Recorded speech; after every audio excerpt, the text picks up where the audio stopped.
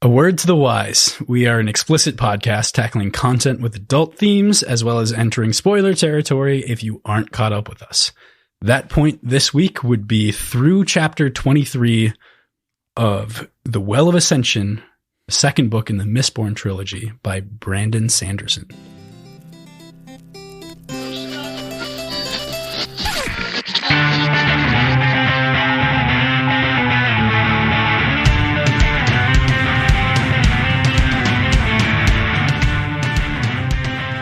Hey there, this is Cross. And I'm PJ. And we are Words and Whiskey, a podcast for veteran and novice readers alike. We tackle fiction novels and love to talk about what we're drinking. You should think of us as your intoxicating weekly book club. I've really been enjoying Crossland, these morning/early afternoon episodes we've been doing, because I am in such strange energies throughout the day. It's a ton of fun. Yeah, you're just doing a whole dance number for everyone who can't see this, which is everyone. So no one can see this except for me. But PJ was doing a little dance number, and it was very good. If anybody knows anything about me, I'm very good and very coordinated when it comes to dancing. Super great at dancing. We're all very impressed with your dance move. I very much so look like the wacky inflatable arm mans at it's true. Used car dealerships. My dance style is that guy. Imitating a dude with an air blower shoved up his ass and forced to wave around in the air. Hey, don't judge me. Man, we're starting strong again. All right. Today is our fourth episode discussing The Well of Ascension by Brandon Sanderson, and we are going to chat about chapters 19 through 23. But before we do that, PJ, what are you drinking today? I see this name, and I do not know what it is. So I have been making a lot of cocktails lately. I've been on a tiki kick. Kaylin and I have been making a lot of tiki cocktails in the evenings after work and stuff. So I've been making a lot of cocktails out of Smuggler's Cove by Martin Kate.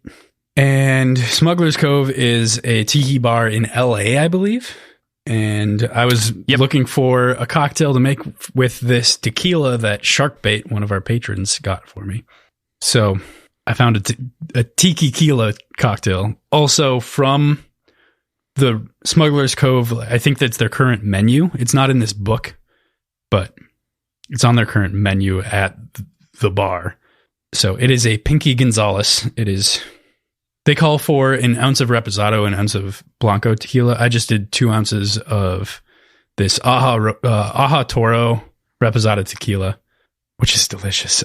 It's really good. I'm really happy with it. But so 2 ounces of that, 3/4 of an ounce of lime juice, half an ounce of Cointreau, half an ounce of Orgeat, all of that shaken, served over crushed ice, and then garnished with a spent lime half from the lime juice, and a mint sprig.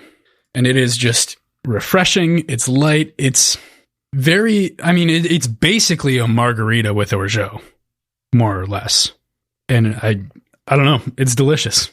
So it sounds delicious. Yep. It sounds ridiculously tasty. And I was similarly thinking about doing something with tequila, but I settled against it because I forgot that liquor stores aren't open on Sunday here. ABC they're stores, not open at all? Rather. Nope. Interesting. But just ABC. You can still sell on Sunday. So you can buy beer and stuff like that, just not liquor. So it's just the state-run business is closed on Sunday. I guess that makes sense then.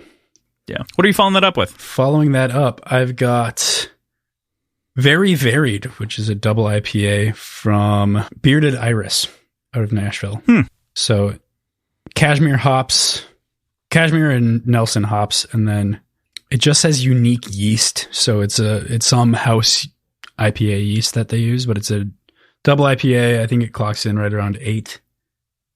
Yeah, 8.0. Really, pretty standard, but very, very clean. Well done, New England. So I am having kind of a classic cocktail. I spun it a little bit on my own and changed it up just a smidge. Mathar previously had this on our show. They I think called it I forget what they called it. A El Cuban Presidente or something like that. We have it on our website. They use a Puerto Rican rum. It is definitely on our website. They use a Puerto Rican rum as opposed to what I did. But What I've got here in this El Presidente is 1.5 ounces of golden aged barrel-aged rum. The End of Days specifically, that barrel-aged rum, so good. 3/4 ounce vermouth blanc, sweet, important there, of course, don't get it dry. So as opposed to the normal recipe calls for 1/2 ounce triple sec, I use 3/4 because the dry curacao is a little bit more subtle, I think, than some of the other ones. So I added a little bit more just to compensate there. Generally speaking, you're supposed to do 1 bar spoon of grenadine, which I would recommend. I did 2 because I forgot the recipe. I thought it called for 2, and an orange twist. So very good. I mean, it's a classic cocktail for the most part. Small spins on it, but nothing insane. So Mathar called it the Big Prez. The Big Prez. So that was 1.5 ounces of Puerto Rican rum, triple sec, dry vermouth, orange bitters, and orange peel to garnish. So omitted the grenadine in that one. Yeah, and used orange bitters instead, which gotcha for sure works. Yeah, this is really good. I think that, like I said, I made a small mistake with the grenadine. I think that I'd be getting a lot more of the herbaceous notes through, and a little bit more of the rum. With the 2 grenadine, it feels a little bit. It's not that it's too sweet. It's just that there is a decent, like you would typically anticipate, there's just a decent amount of pomegranate actually in the bill, which I think it's supposed to be more subtle as opposed to being kind of that the end of the evolution as it is in your mouth when you're drinking it. So yeah, I like it, but I would modify and go to 1 bar spoon. That's fair. Yeah. I am following that up with a new beer from a previous company that I've talked about before. So this is from Sycamore, and they just released this new beer called Super Lemon Haze. It's a double IPA with lemon. So I am pretty interested in what this is going to end up tasting like. But they generally put like little explainers on the edge, and as opposed to putting an explainer, they put a wrap on the edge. Oh, God. Which rap is another reason. I'm not going to crossings. wrap it. I'm just going to read it. Lemons on the chain with the V cuts. Lemon haze in the shade with my feet up. Lemon pepper wings and a freeze cup. Lemons in their face. Watch them freeze up. It's a fun time. So haven't tried it yet, but intrigued. We'll give it a go. But I just saw the label and I was like, this seems interesting, and I like Sycamore, so I'll give it a go. Perfect. Ooh, that's really good. So I'm guessing lemon drop hops. It says with lemon. Oh, straight up with lemon. So I think they actually brewed lemon. Yeah. Yeah. So it's not like a sour, but it's a lot of what I like in a sour profile, if that makes sense. As opposed to generally an IPA having like an orangey, tangerine, note that might be in the same hazy profile. This is instead lemony. And it's an 8.8%er too. So as opposed to like a Leinenkugels, which would be like very lemony, this is like a thicker bill. So that sounds really good. It's really good. This is like, I use the Leinenkugels comparison as like an IPA Liney, if that makes sense. IPA, summer much more shandy. subtle in the lemon, but yeah. Okay. Yeah. Yeah, that sounds good. It's tasty. All right, let's get into our chapters, talking about chapter 19 through 23. So to start it off here, we open up this week with Sazed having exhausted his steel mines that took up months to build to make his way to Luthadel, but he's ran into something along the way as he takes off this last one here. Not necessarily the end of his reserves, I think, but it's the end of this reserve, just to clarify. But before we get to what he ran into, I want to say that I think it's a really clever choice here for Sazed to be effectively internally monologuing his description of the landscape and let Sanderson flex some descriptive information for once inside of his perspective. I love the depiction of like aspens as these like bony fingers reaching up from the ground with their white bark and sort of the ash falling and staining it. And I love that imagery. What would you think of, the imagery that we get from Sazed's perspective? I hadn't really put a finger on sort of the reasoning why, but I think this set of descriptions made me realize like why I like Sazed's perspective so much. It's this simultaneously concise and very descriptive way of writing and speaking that Branderson just really, really does super well, because it's not super flowery, but it's not cold either. It's like a perfect blend of the two. It's a perfect middle ground. I don't know. I just like it, and I couldn't figure out why until you sort of put it into focus and made me think about it more. Yeah. I get that. And I think that also makes sense. That's part of the reason that I like even just the writing in this book is strictly an improvement in sort of the style ways that I like and appreciate. And it is, some of that is his concise nature in these descriptions. Some of it's like then a little bit later, repetition. It feels like Brandon's had the tool belt. I think he had the tool belt, but he wasn't really using it all in that first book so much. And now, you know, I think maybe in part because of the content that he's covering here, being that it's like political and it's not directly action all the time, and there's a lot of, you know, moving chess pieces and conversation as opposed to cool, shooty, fighty coin fights. He has to use more tools, and he has to use different tools. And I think that he is now using those adequately. Yeah. Like even you know, as we think about it, the army that we're about to talk about, right? There's this army that's preparing to march on Luthadel, and we see these depiction of the Koloss, and we'll definitely get into kind of the description of the Koloss, but it's almost a page to describe this creature and how they work and function and how they look. And, you know, it feels like, again, he's using different tools. Yeah. I never had any qualms with the way that he wrote throughout Mistborn. Throughout the Final Empire. Right. But this just seems so much tighter. I didn't have the way of articulating why. It just seemed better. And, you know, I'm glad you do. PJ say, it good. It good. I like good. It good. I like good. Okay. So Sazed sees this other army preparing to march on Luthadel, but this one is very different than the two that we've seen previously. A wave of blue as we meet kind of the Koloss. These blue men, their skins stretching under their ever-growing size to the point of ripping, anywhere from 5 to 12 feet in height, and just extremely violent and brutish population. They are a horrifying sight to behold. What's your first impression of the Koloss? So I think first I want to talk about Sazed while he's coming to this realization of what he's looking at while up in the tree. And I think this scene is really illuminating for both his personality and Ferakami in general, to see sort of his excitement as he pours through his copper mind. And we get simultaneously some understanding of how he pours through a copper mine. It's like he's going through this internal Rolodex of information, and he's physically searching for it on this bracer of his.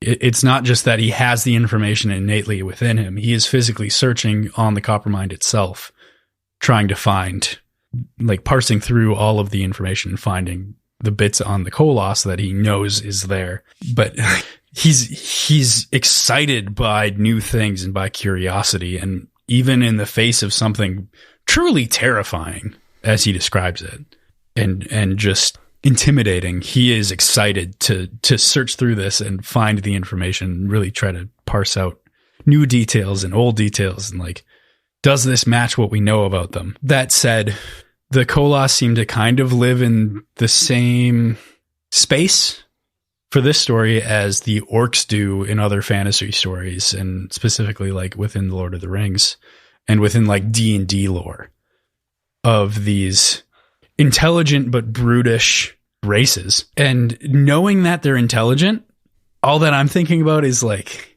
is it possible for them to live inside and integrated into society as opposed to their own segregated society?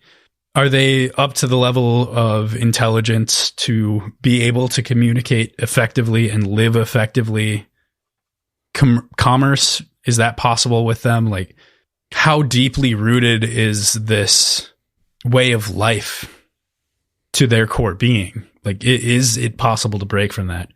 Stuff like that. I'm thinking about that, but I'm also thinking about the fact that this is the second now non-human intelligent race that we've come across, being the Koloss now and the Kandra.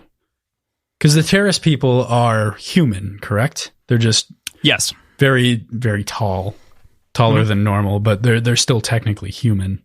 So this is the first group of intelligent people we've seen. The Kandra, we've seen individuals, and they've talked about their community, but like, I don't know. Are there more? What else is there? How big is this world in that it's mentioned that the Koloss were used by the Lord Ruler anytime they discovered new people on the internal islands, I think it was called. So how big is this world? How far stretching is it? And how many places are currently unknown to the populace that we've been exposed to so far? That is great. That's a lot to take in, I know. Yeah. I want to talk about your points, actually, variously. Like, I want to talk to your points. So, kind of going through them line by line as I recall them, Koloss seem in the same place as orcs in other fantasy stories. Specifically, I would say, like, Uruk-hai to some degree in Lord of the Rings. Like, they kind of have that pretense about them. Less like orcs naturally occurring, I think, if that makes sense. Because the naturally occurring orcs are a little bit... They're closer to goblins, to be honest, in my impression most of the time.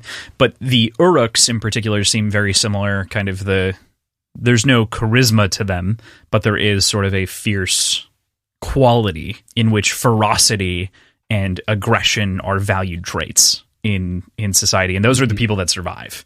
Splitting into the aggression. The larger you are, the more power you seem to command, right? Like the more physically imposing, I'm not saying that those people are leaders, but they're less likely to be fucked with versus the tiny guy who's annoying who gets the shit beaten out of him until he dies, right? Like you were talking a little bit about that and how they sort of impose themselves on others in that way. And the fact that they seem to be intelligent, but not fully human from our perspective right now in terms of what we have. Right. Like you said, they feel like an other race like Kandra. Yeah, and I don't know, do you think... I'm not going to ask you because you can't fucking answer because I have to read and find out. But I'm really interested to see if we can find an example of an individual Koloss that could integrate into human society. I feel like the natural progression is to be exposed to an individual that subverts that expectation and can be reasoned with and integrate well into society as we know it and as we understand it within Luthadel, for example. So you're looking to see that level of integration, to see that kind of double back. Yeah. Yep. That makes sense to me, and I definitely get it. We get some other like elements of intrigue. Oh, I also wanted to say, check the Discord. I posted a photo. Yes, you did. I want to real quickly, at the very least, describe real quick what we're looking at. So if you are a fan of the series and have read far enough past the Hero of Ages, you can go check this out for sure. If you look up Koloss and Coppermind, it's Scion Gorilla's, I think it's Scion Gorilla's depiction of Koloss, and it's this blue-skinned giant with like the sort of the flesh peeling away even from the lips and the nose missing almost entirely and, you know, devoid of cartilage and ears. And yeah, anyway, it's a great depiction. Yeah, I imagined it a little bit more human and less pigmenty blue and more like just fucking bruised, if that makes sense. So more spots of like black and some yellow and like primarily like if you get a really, really bad bruise that turns blue, that's a sort of pigment that I was imagining across their entire body. Because they're like growing out of their skin, and my assumption was like bruising their own skin. Yeah, that's the way I sort of rationalized the coloration of them. Well, and you're welcome to believe what you like, theater of the mind, right? This is just a depiction. I just like, in particular, especially the shaving down of features that Brandon gets so specific into. And this is something that I wanted to talk. We were talking about the tool belt earlier, right? Descriptions here, like. The idea that he's describing these people without their ears and like the cartilage missing and the flat nose and the stretching sinew of skin with muscles showing and the red eyes and all of these different things is horrific in its own right. Like these are terrifying creatures. Yeah. Yeah. Regardless of how, like, if you imagine the like teal pigmentation of skin or like the bruised yellow, like either way, I think the bruised yellow black is more gross. You know, the stretching. Yeah. I can understand that depiction for sure. Or that either way. First of all, that depiction and that like drawing, fucking awesome. But the coolest thing to me for the description was how widespread their like height could be and their size could be. It's not just that they're continuing to grow as they get older, between 5 and 12 feet for fighting age is fucking ridiculous. That's such a big spread. That is a massive spread in terms of just size. Like it is a absolutely 12 feet disparate size. 12 feet tall is fucking crazy. Yeah. Because I'm assuming people stacked. Yeah, and 5 feet is a pretty small person. A really small person for an adult. It's under average, under average adult. And probably still formidable. And growing 2.5 times that height, I'd assume probably pretty proportionately. It's a wild thing to consider when looking at an army. 12 is even treated as the outlier for the record. It's 5 to 10 is the average. Ancient Koloss grow up to 12 feet and beyond. Is the specification inside of the book itself. But that is from, because the 12 foot and above thing is from the Coppermind. Oh, it's from the Coppermind. He recites, and he sees fighting age is that 5 to 10 like we've been talking about, but 12, they can get up that big. They can get bigger. So there's this question of like, why? Why does that work? How does that work? Why do they grow until they die and their hearts fail? Or like, what? How does all of this work? So that was a lot on Koloss, but I think that they're so cool, and it's something that was talked about in the first book, and now we've kind of shown to us, and clearly they're going to be critical in some facet. What did they say about it in the first book? Just that it was an intimidating army. Yeah. Like I recognize the term, but man. Yeah, it was just mentioned that the Koloss would like need to march on the city and that it would take a long time for them to get there in the first place. So that was a part of the consideration of the rebellion. I don't think it even considered or even mentioned that it was a different race, like a different species. No, it just said the Koloss. It was capital, so it wasn't strictly made. I assumed it was a nation. Sure. Like the Americans. The Americans. The Swedes. The Swedes. That was French. I don't know why I did that. Yeah, it's okay. So, lowering himself down from the tree, there's a lot of questions of exactly what these men are going to do to him, and they seem to have decent intentions. They walk into the camp, and as they do, Haze sees two different things. One, a Koloss killing another Koloss for seemingly no reason, and two, a small pouch on their backs. What do you think about the society that's existing here or blooming here? Because, this appears to be different than Haze's understanding from his Copperminds. I don't know. It seems like it's a deviation from their norm, or from what Haze knows about it, as a means of, I assume, assimilating into this army led by Josties. Like, my guess is that there's sort of a bribe and a promise by King Josties for the Koloss to become integrated into society somehow. And part of that is introducing them to sort of an economy, a coin-based economy. And for that reason, they've all been given this stipend of seed money, and they've become understanding of the advantages it has to have more than others. So they are naturally taking what they can from others when they fall. So, I don't know. You're taking it almost as like they've been pushed into capitalism, and when they kill someone else, they get their money, they inherit their bank account, basically, and that they've been kind of, Yeah, maybe not into capitalism yet, but they've become understanding of coin equals value, and value means more security. Sure, yeah. And it's maybe not tangible yet, but they have the understanding that it will be later in whatever society. It feels like their impression of a system. Yeah. Yeah. Exactly. Right. It feels like this impression of like what society will be. And so they're being like pushed into that sort of ideology to some degree. Like they're, not used to this. Right. So, or they have an impression of what it should be. And so they're trying to push it that direction, trying to become human in your own right. As you're kind of like pointing out, or more human-like. Yeah. Yeah, or, more Luthadelian. Sure. Specifically. Yeah. Yeah, that makes sense.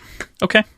So, We then, of course, are led by by the Koloss to a pair of guards that bring us to our dear Jastes, our friend from the first book, one of Elend's friends, Elend's philosophy club mate, leading these Koloss to Luthadel, hoping to form an alliance with his old drinking buddy so that they can kind of rule in co-peace between the two of them. What do you make of Jastes and his upcoming role in all of this? We've got 2 old dudes and a young dude, and 2 young dudes leading armies.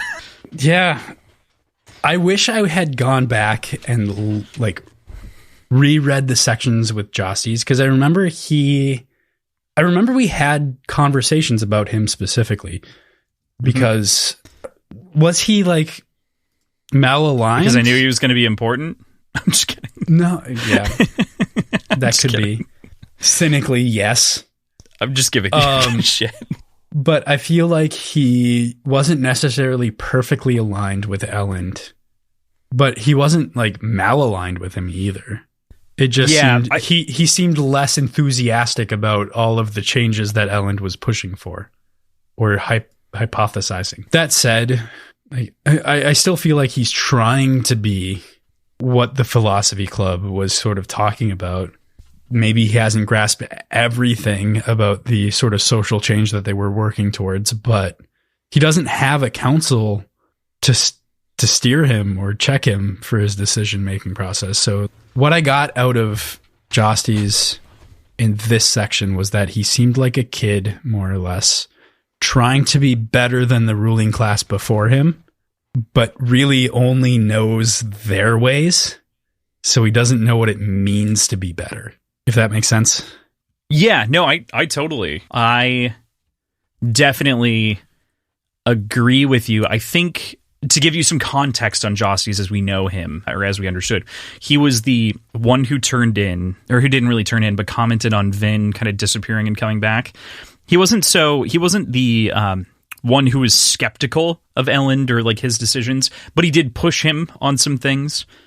Particularly ska intelligence was one of the things that he definitely questioned and kind of pushed back on. And there were a couple of other things, but he was one of those that was more philosophically minded for the free experiments, not necessarily that he, was going to go as far as Elend would when forced to. But I think it's another parallel between the characters, because we can see that in concept or conceit, at the very least, we can see that Elend is trying to execute his philosophy and is trying to put it into action. Meanwhile, we don't really have a full picture on King Lacal here, King Jastes Lacal, but we do have a sort of vague idea that maybe he isn't following the ideology as strictly as, We don't really know. We don't really have a picture of his intentions yet, actually. Yeah. I would say. My sort of read on him is entirely speculative. Yeah, and right. It's really sort of grasping at straws as far as context for trying to give reason for what he's doing and the way he's acting. Reading it at face value entirely, he's kind of a dick. Yeah. But I can't glean much more off of it than that.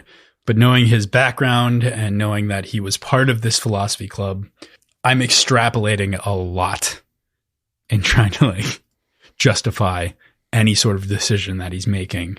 And who knows if that's correct at this point. Well, right. And this is us trying to pull those pieces from what we had before, put them in with what we understand and where we think he aligns. And it feels like he doesn't have malintent towards Elend. I think he truly does maybe naively believe that he can control the Koloss fully. As Sazed kind of points out, he doesn't believe it. And especially later, Sazed continues to question this directly to Elend.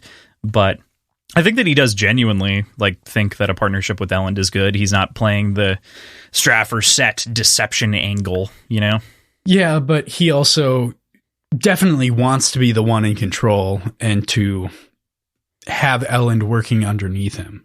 I don't think that was strictly true. I think he wanted the money so that he could affirm his role. Yeah, if he's not the one, if he's the one with the money, he's taking it from Elend and Elend is working underneath him. That was the implication that I got there. You don't make an alliance with somebody and then take all of their money and say that you're still just a strict alliance. Yeah, that's fair. And he said, let him have Luthadel or something like that. Yeah, that's totally right. Yeah. He's planning on becoming the main leader, with Elend being the sub-leader of Luthadel. Yeah, totally. Yeah. I don't know. No, you're right. I'm just not trying to do anything. I'm just piecing it out in my head. I think that there's a lot left for us to discover and talk about with Jasties. That's probably the best way to put it. Is that clearly this is setting it up. But if you are a patron of ours and you listen to the devil's cut of this episode, we talked about an argument that Crossan and I had and kind of broke that down a little bit about apostrophe S's after an S on a name and what's correct and what's not. So if you're interested in our takes on that, that's in the devil's cut of this episode, which you can only access if you're a patron at patreon.com/wordsandwhiskey. For what it's worth as well, it was Jasties' name that made us have this discussion to begin with. Because PJ is one way and I am the other. So cool. Go listen to that so you can hear our opinions there. All right. And so I think there's one other comment that I want to make before we move into the next chapter, into chapter 20. I think Sazed makes some excellent comments here within kind of the conversation with Jasties, and I wanted to just bring them up. Things like kind of civilization is no great achievement, as he's commenting on how he's civilized them. It's more about survival. Like, you can create civilization and have it not be this sort of grand thing. As well as his personal statement about his own freedom and how he takes himself so seriously and like he will never be enslaved again. And that sort of mentality of like, I'm sorry, sir, and like still uses all the formal titles that he's, been trained to use. But at the same time, he's like, that's not me. That's not my people anymore. And I won't be doing that. That's so enabling. Like, that's such a good drawing that boundary. And so cleanly too, in a way that's not... He wasn't disparaging. It's not argumentative. Yeah. It's just, hey, I think you forgot, like, we're a free people now. So I can't be... He even apologizes. He even apologizes that, like, he won't be a servant anymore. Fucking Sazed. Like, such a good person. Such a good character. Yeah, I'm so glad that we get so much more of Sazed here. I think do you hear this? Do you hear this? Do you hear this trust of a character that's exuding from me?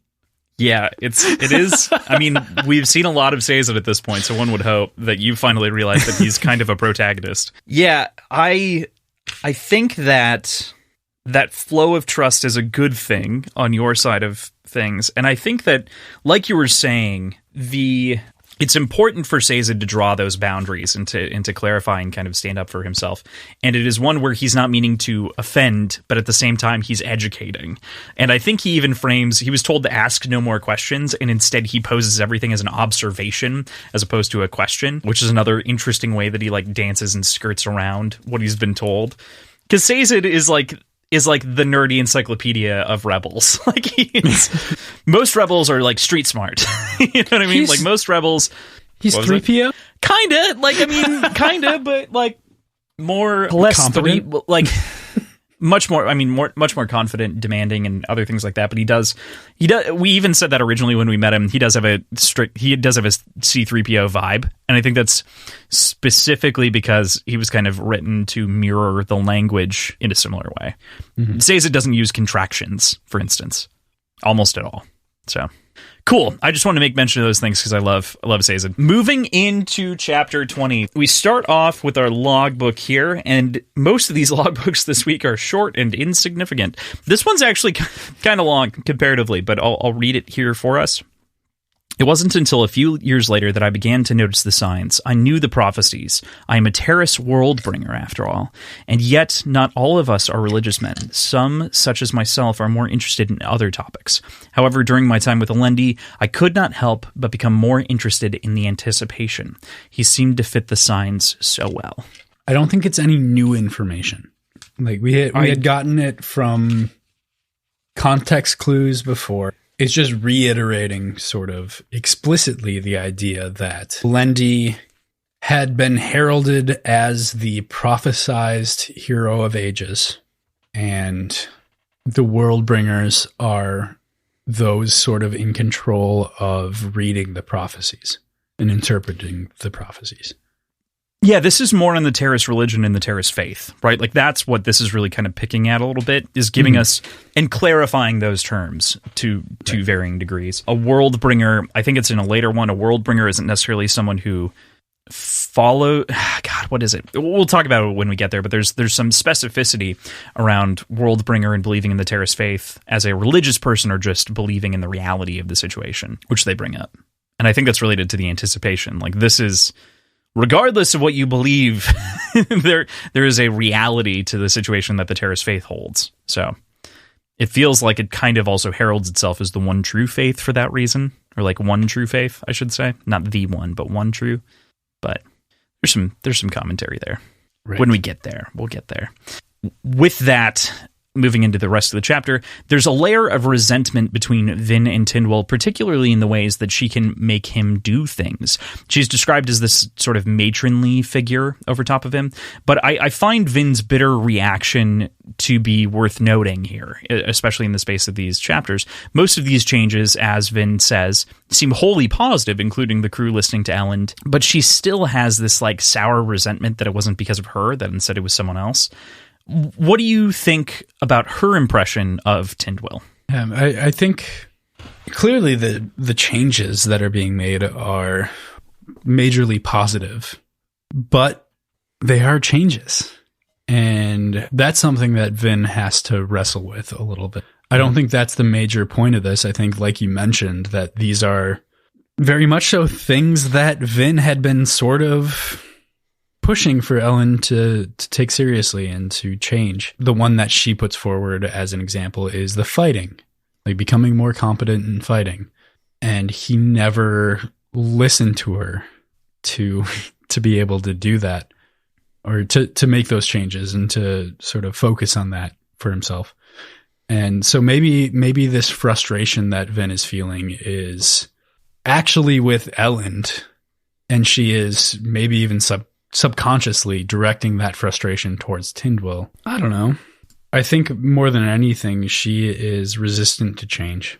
I think she has had such a tough time becoming accepting of the situation that she was in, that seeing like very tangible, large steps of change are intimidating and scary for her, because right now she seems happy with where she is, even if later on we start to understand more of like her issues with the situation and who she is and her problems. But at least she's not being beaten all the time. Like she talks about that a lot in this section, is like what her life was like before. So things are different now, and she likes where she is now. Why take the risk on changing that? Is kind of the vibe that I'm getting from her here.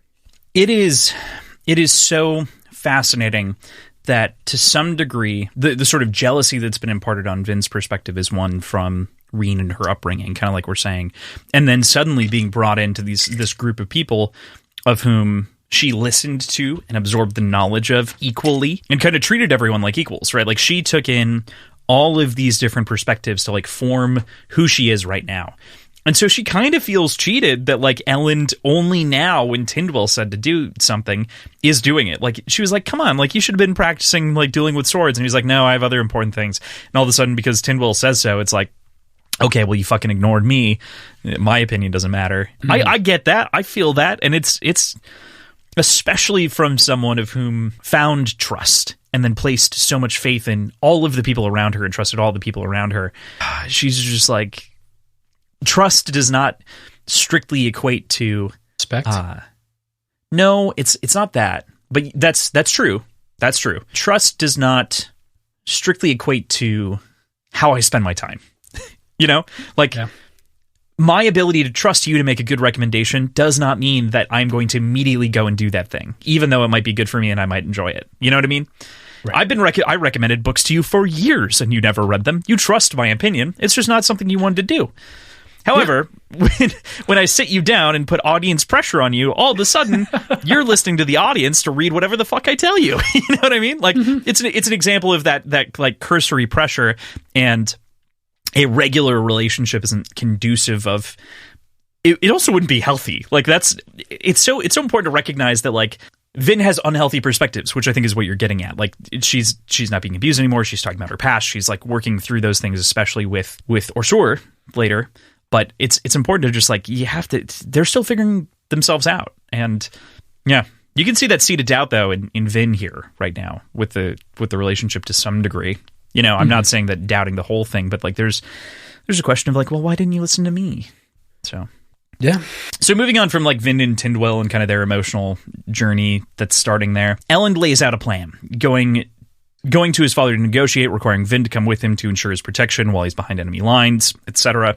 The crew has a very divisive reaction to this, but they've turned around to actually liking the plan after Elend does a little bit more convincing, kind of moving the chess pieces into the right places and helping out there. Or at the very least, agreeing with their leader by the end of it. Tindwyl's plan and like work to change Elend seems to be paying off in this regard.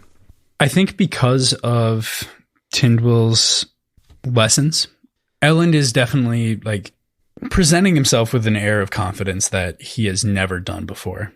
And you're right, it is working. They are regarding him with more respect, both from the point of necessity, but also just because of that way he's carrying himself.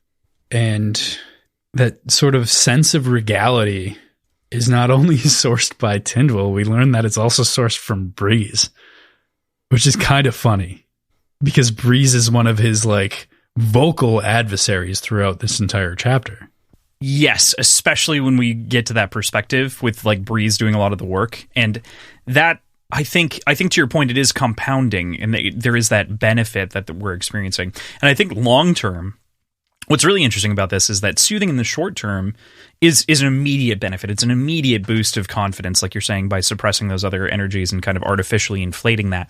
But I think that it becomes a very different ball game because I think that this experience of like positively impacting a group is like, cool, I'm going to keep that with me forever. And I'm going to remember that I can influence groups and then lends confidence to future interactions as well. So like, interestingly enough, Tindwyl is shaping his behavior in like a real way, and Breeze is giving him a permanent sense of confidence because of the way that everyone else is listening to him.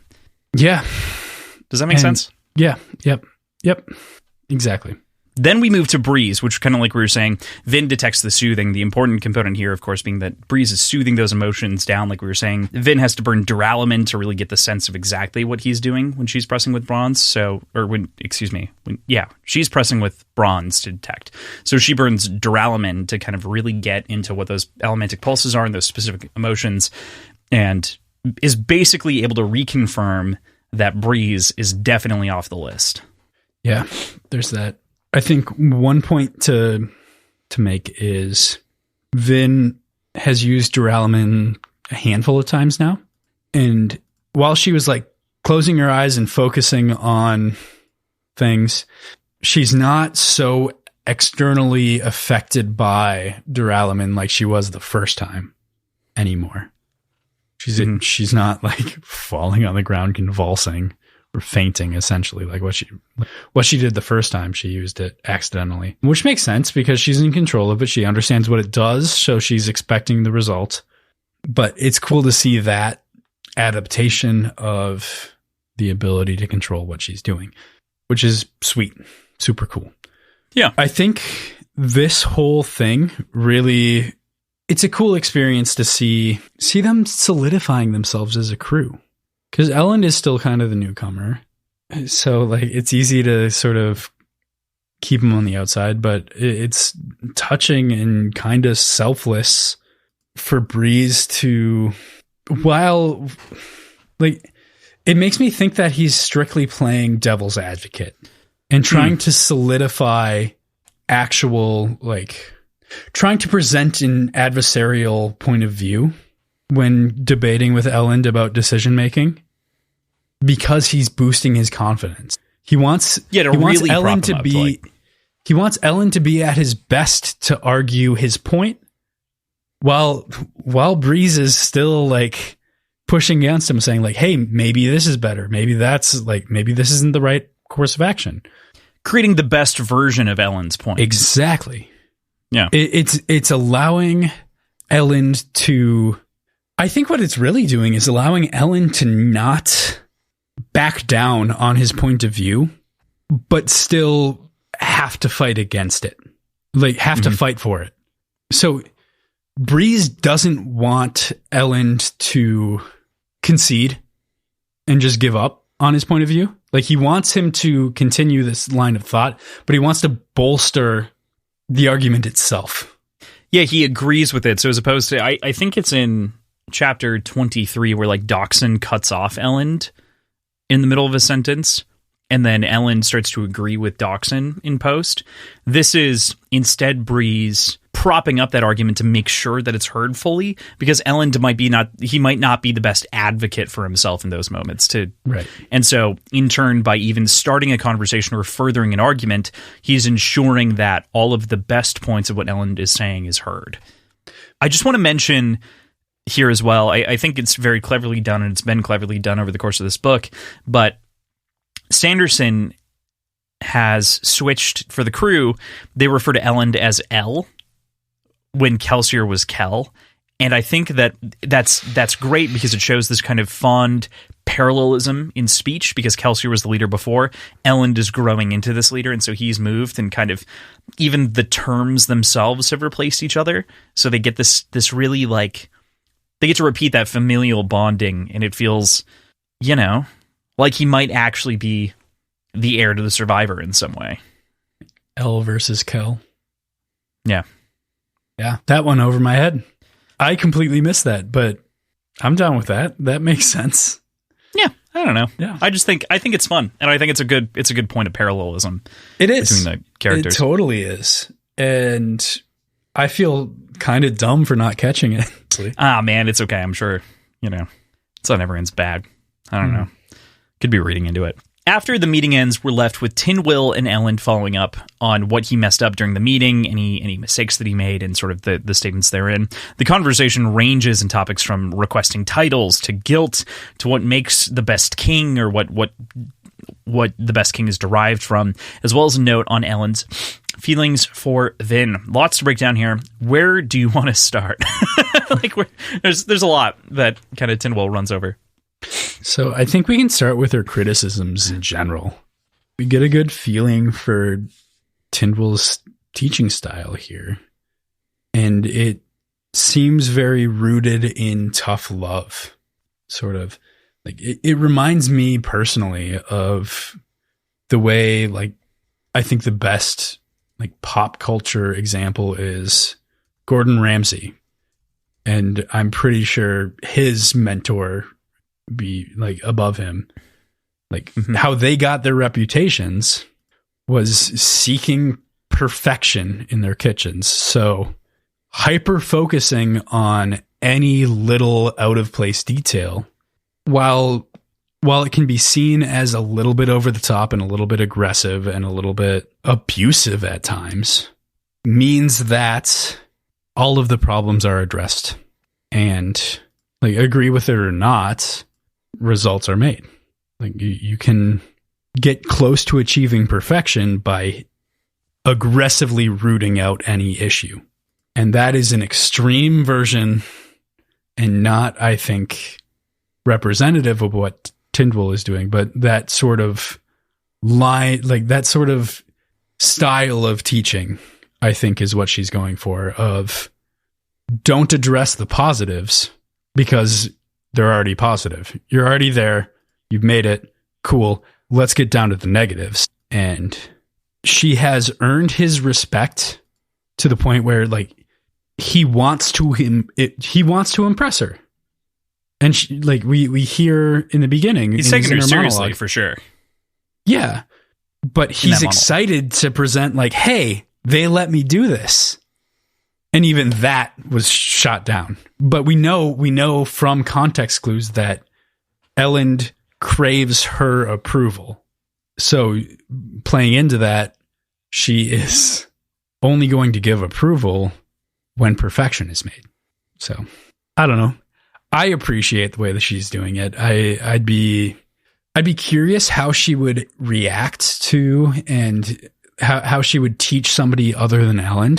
Because I feel like the feeling I get off of her is that she tailors her teaching style to more perfectly reflect who she's teaching.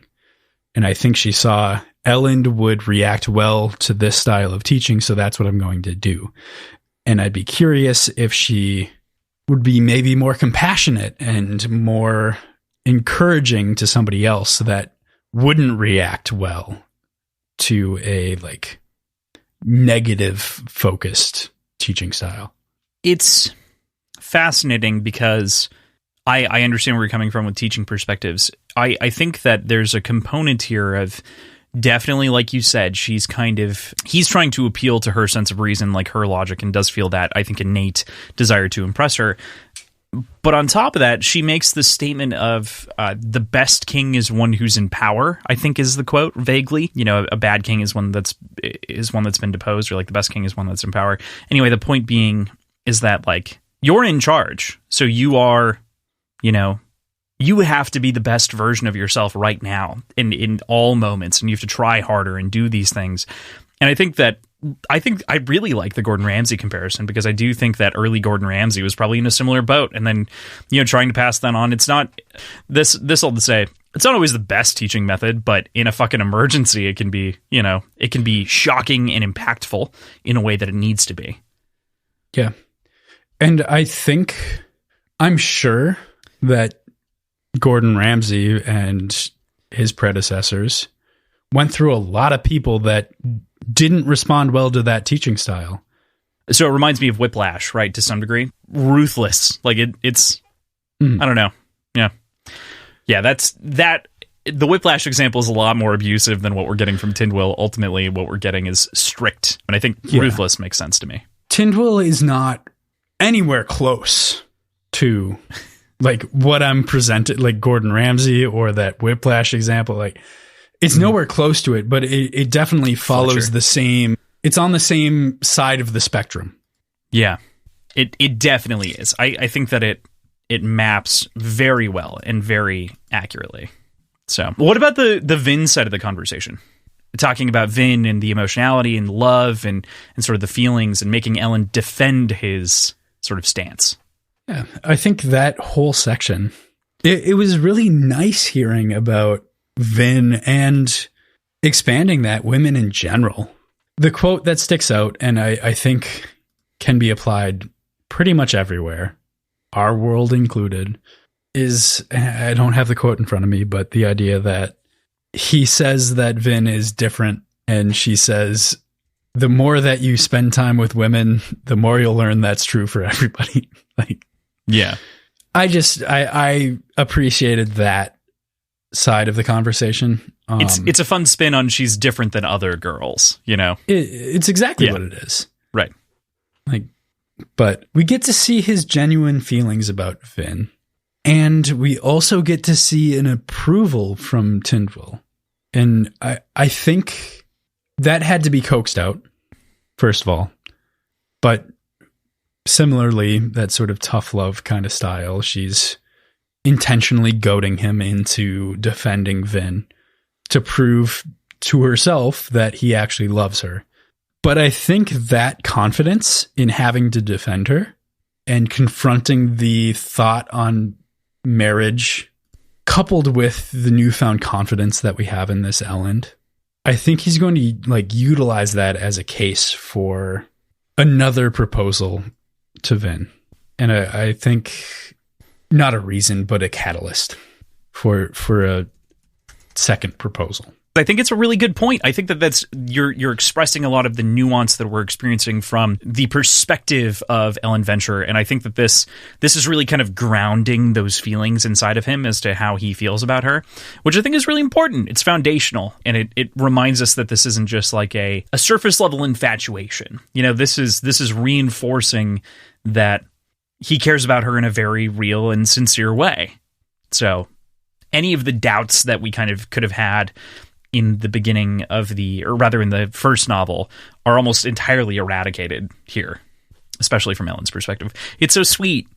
I used last week, I used your little beat about you saying it's so fucking cute. Like I used that as our like promo beat for the week, and I was like, you're right, it is so fucking cute. That was such a good, like, let's jump back. I want to talk about that. You skipped over it. So I just wanted to reiterate that here too. So we end the chapter with Demu reporting that Set's daughter is here and that she's looking for Breeze.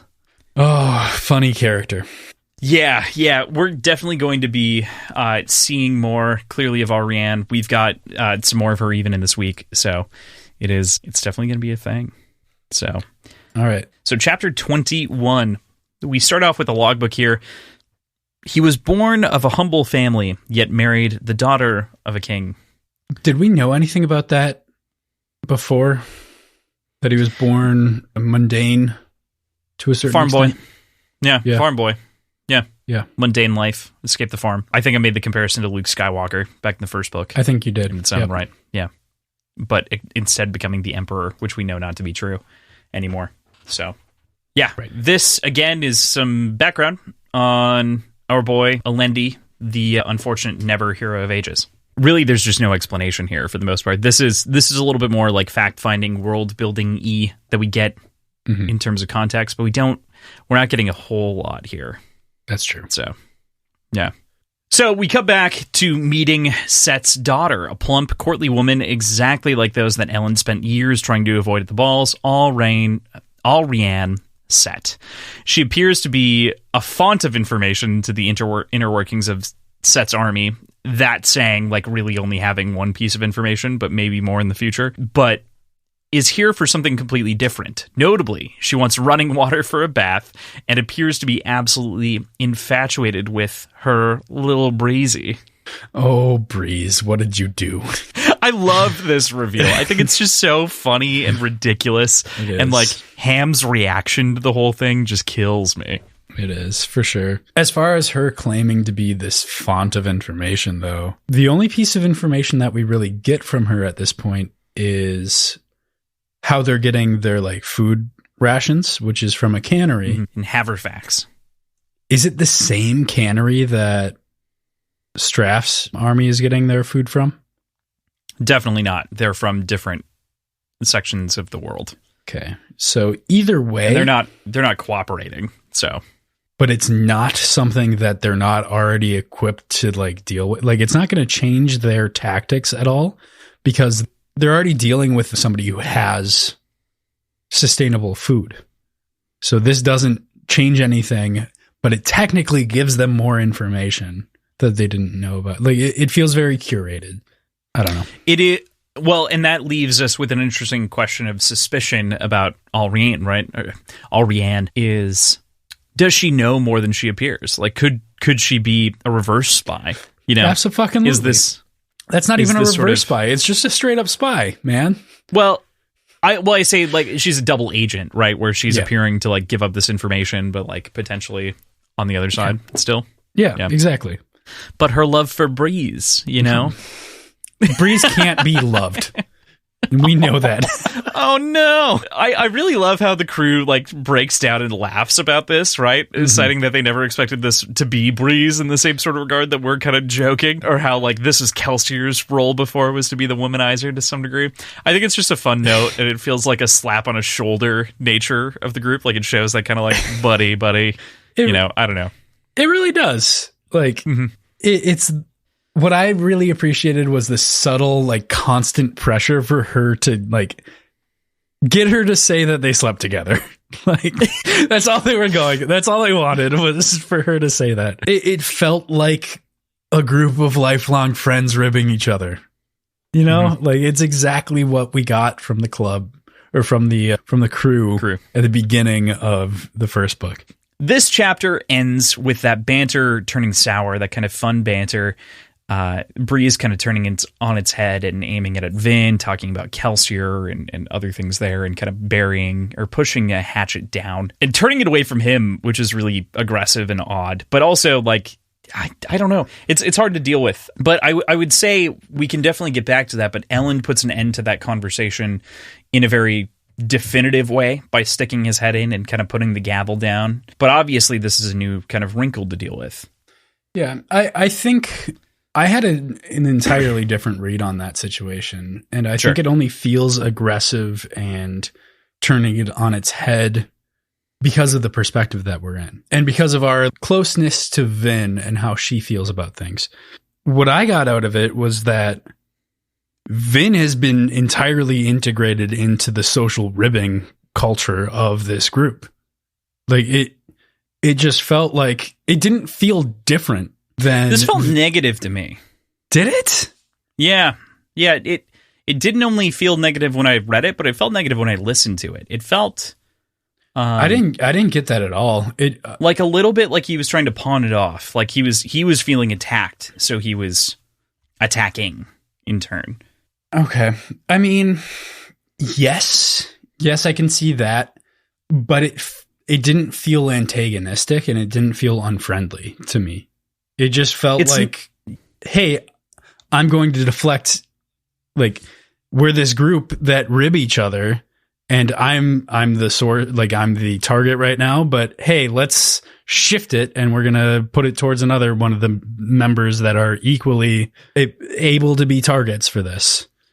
Yeah, I see what you're saying. To me, it read more, like those rare times where we get like mad at each other, but like not really. Like we get mad, but it's temporary. This feels like that from Breeze's perspective, if that makes sense. This feels like him lashing out to some degree, where he's like, well, don't you know, like your relationship with Kelsier? And it's like, well, I didn't really, I wasn't pining over him. And that could also be like a lack of understanding. That's a lack of communication, probably on Vin's part, because she's, new to the whole thing. But at the same time, to me, it feels like punching down a little bit. Okay. I can see that. I'm not disagreeing with you. I'm just saying that's what I got out of it, was like this sort of punching down. But yeah, I can see that. I can get on board with it. That's just not how I initially read it. Yeah, that's fair. Anything else on chapter 21? Pretty short, pretty brief, but pretty breezy. A little breezy, some might say. Yeah. I just like, I can't help but hear like breezy and think like some late 2000s rapper name, or like late 2010s rapper name. So that's why I'm like Little Breezy, is because I'm like, just fucking shoot me now. Just kidding. But it feels like that to me. Every time they say breezy, I'm just like, oh my God. Call us Little Breezy. Like we're a group of fantasy rappers. We're gonna do our lemon rap. Yeah. Oh God, what is the lemon on the chain with the V cuts, lemon haze in the shade with my feet up, lemon pepper wings and a freeze cup, lemons in their face, watch them freeze up. Jesus Christ. Anyway, with that, let's go into chapter 22. We've got our logbook entry. He could trade words with the finest philosophers and had an impressive memory, nearly as good as my own, yet he was not argumentative. Nearly as good as my own. I think without any understanding of the Terrace people in Ferakme in general, I wouldn't put that much weight on that on that comment, but that seems very, very important given the context. Feels specific for sure. It does. The degree to which his memory is effective. I wish I had a good memory, man. Yeah, I mean, you don't remember what we were talking about 30 minutes ago. Okay. I want to start off talking about this chapter after the logbook with a quote here that we're going to talk about from Vin. It is, I think, it reinforces a lot of the things that we were talking about with Sanderson and writing style and things like that earlier, and sort of the way that he's shifting the monologues, and he's developed a little bit here, but I really appreciate this little section. So, quote, nothing seemed certain anymore. Once the night had been her refuge. Now she found herself glancing over her shoulder. Once Elend had been her peace, but he was changing. Once she had been able to protect the things that she loved, but she was growing more and more afraid that the forces moving against Luthadel were beyond her capacity to control. Her own impotence frightened her the most. This is an example of kind of the shift that we're talking about. It's weird to me that it isn't fully parallel. Like this can't, this can't, this can't is kind of what you expect. But that final sentence is so long. You just kind of expect those similar like parallel phrases to like really beat it home a little bit. But I think regardless, it communicates that Vin is in a tricky place in these chapters. She's got a lot to sort through and work out, that she can't do everything. She can't be all encompassing and control the fate of the world like a god might.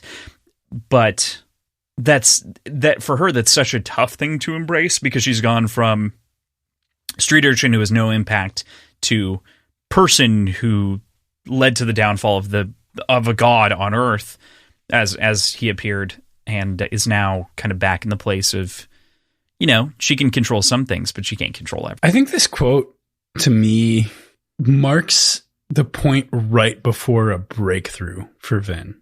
And it's one that will push her to understand, embrace, and require a greater level of collaboration between her and her friends and Elend and other leaders of whatever community that she's fighting for in the moment. It's kind of the point where it's no longer feasible for her to be a lone wolf, but she hasn't fully accepted that yet.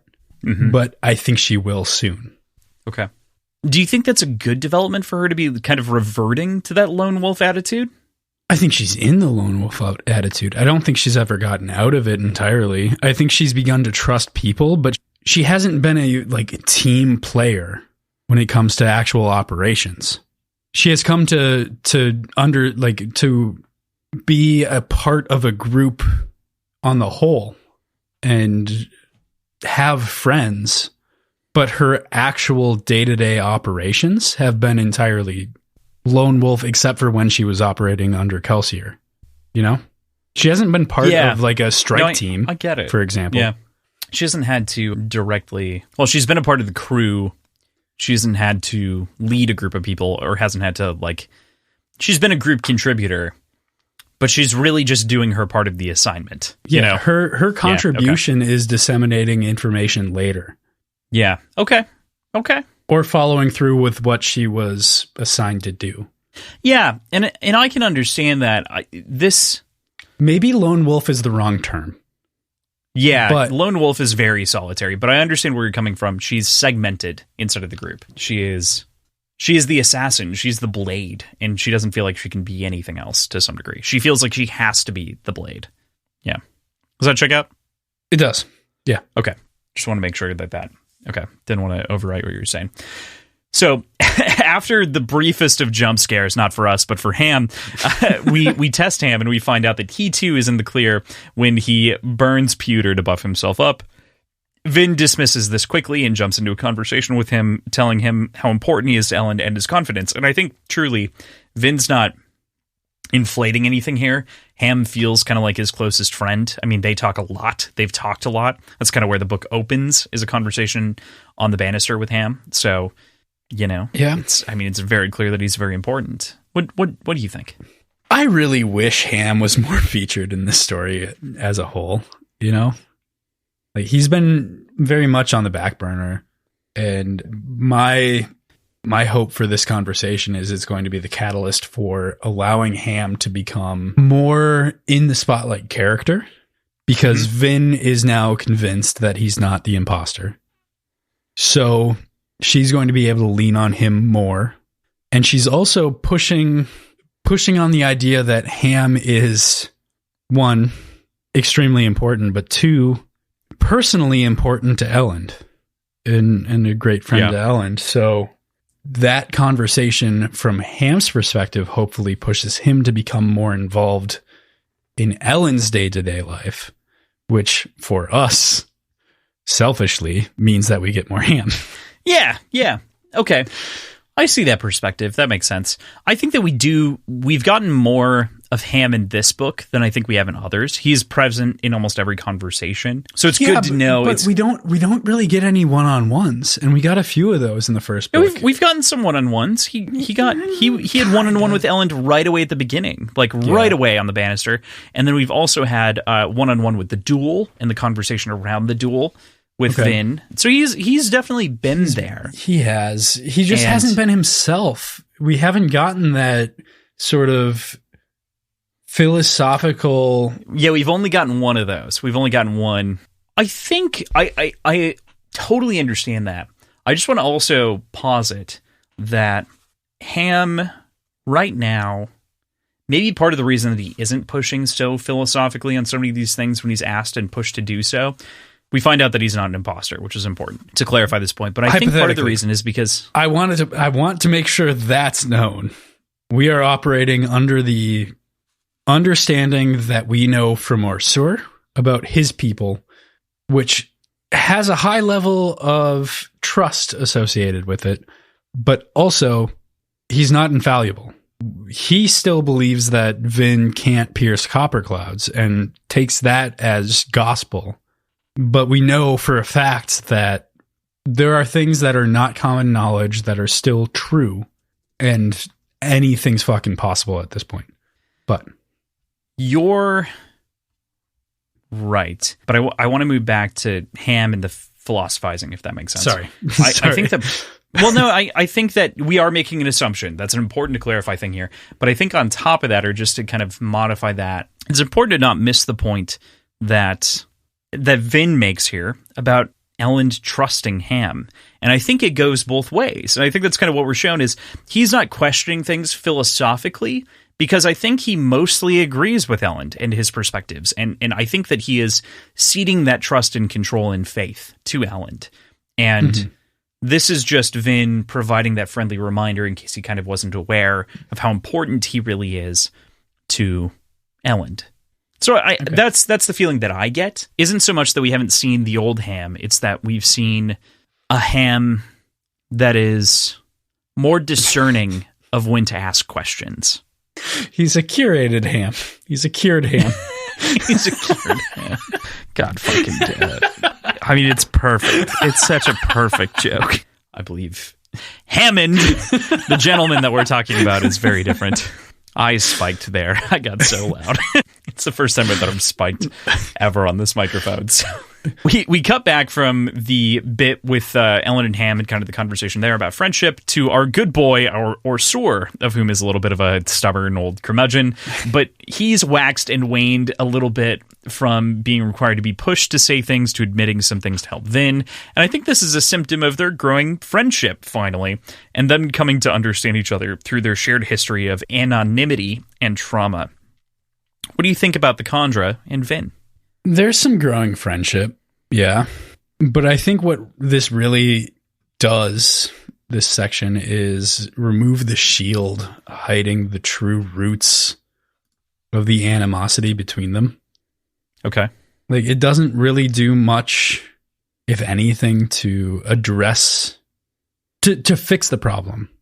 But the fact that they're both understanding of where that tension is coming from will allow them to work on it down the line. So I think it's a pivotal moment in their relationship, but it doesn't necessarily fix anything. I think Vin is in a position where she's a lot more receptive to the idea of fixing it straight away, like saying like, hey, you can, like, I'll free you from this contract if you want. OreSeur is still a little bit reserved, but either way, they both seem to be opening up a little bit more than before. Yeah. Well, OreSeur had been so restrained, and Vin had also not tried to understand OreSeur's position in all of this.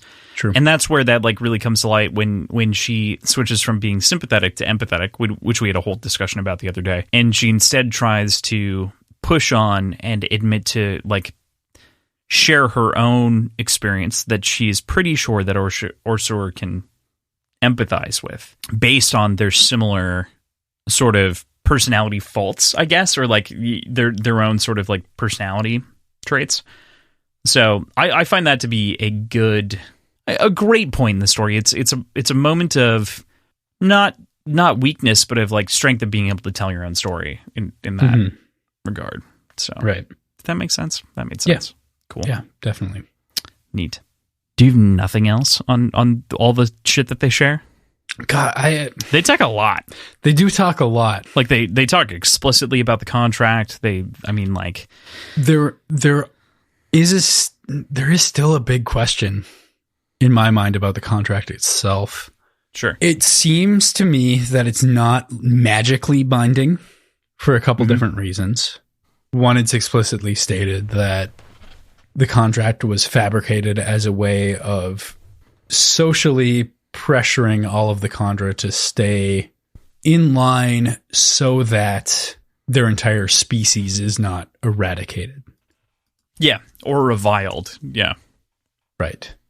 And also, OreSeur offers up the information that her plan will work, which I don't know the wording of the contract. I don't know what's actually in it, but it seems like that's in direct opposition to like the idea that he can't share anything about the inner workings and secrets of the Khandra.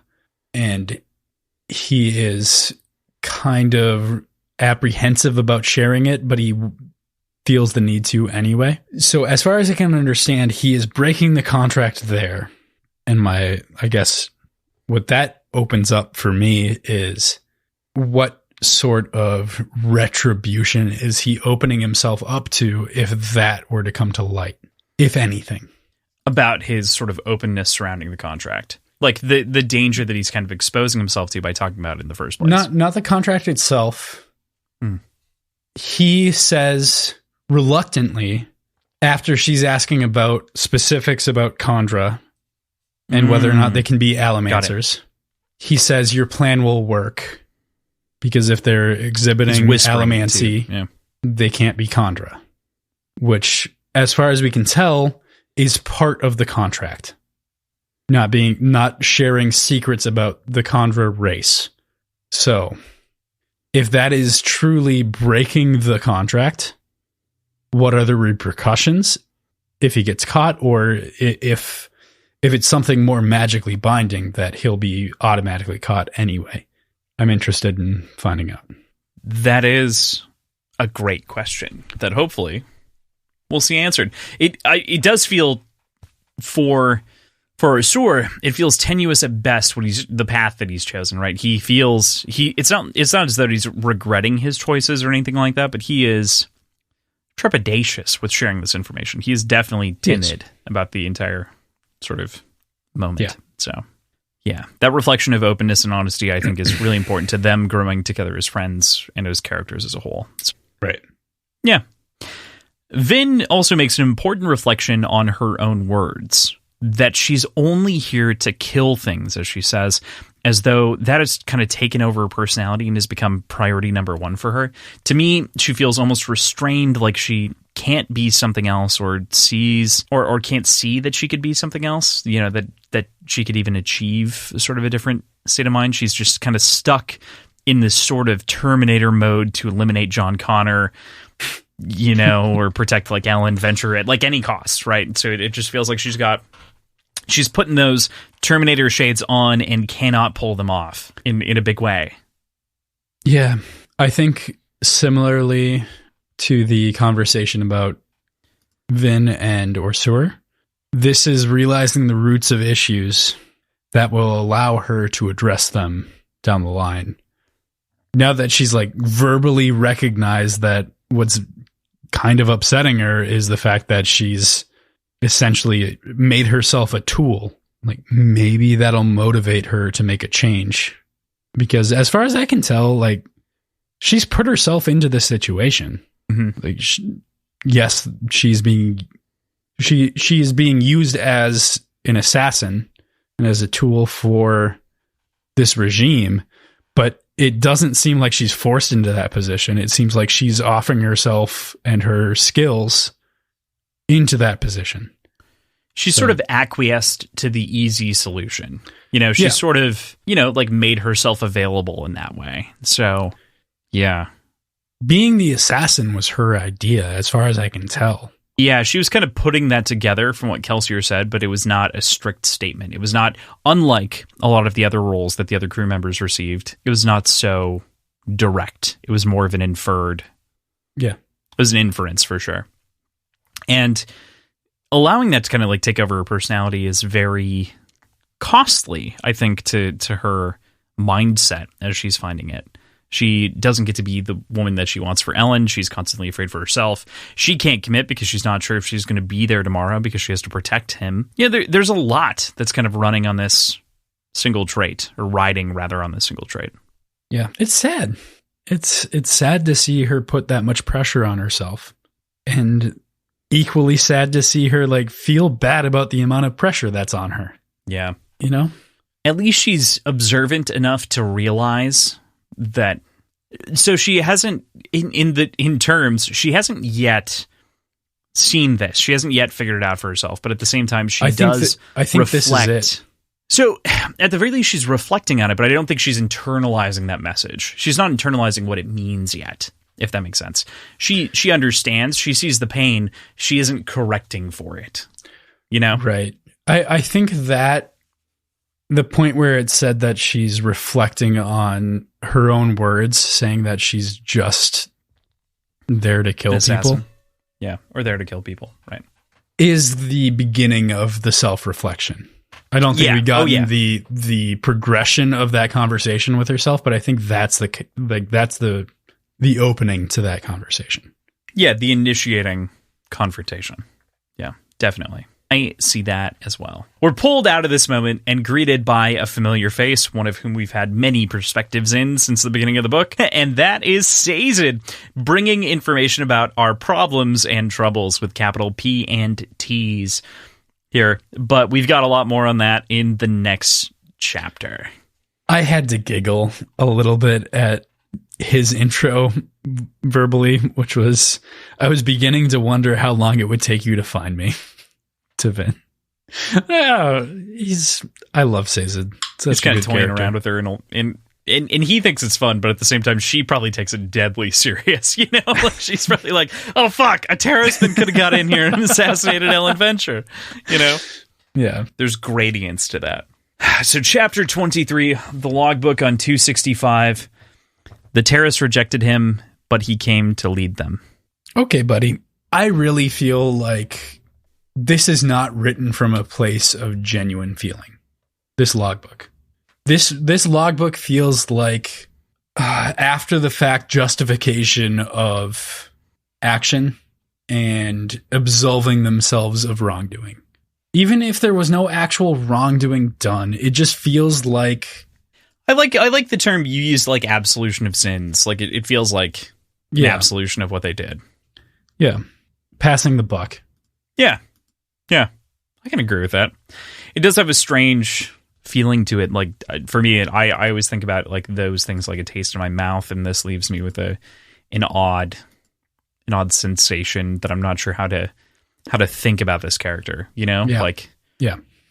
And you've been developing that skepticism since the beginning, almost. Since forever. Let's be real. I mean, I'm talking about specifically with Quan.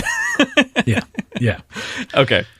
Moving on. We hop over to Elend and listen to Haze give color to the new Koloss threat. And that color is a deep, sad blue. I fucking hate you. I hate you so much. It's like it's a shitty joke, but it's still there. Anyway, there are 20,000 Koloss based on the rough math of what happened to Set's army. That's worth basically 80,000 men, being the 500 for 2,000 explanation that we get. This is an imminent threat and danger, but one that could be helpful in the end. What do you think of the crew strategy and how they're thinking about this new Koloss blue period? Blue period. Okay. Yeah. You're doubling down. Okay. The crew's new blue period.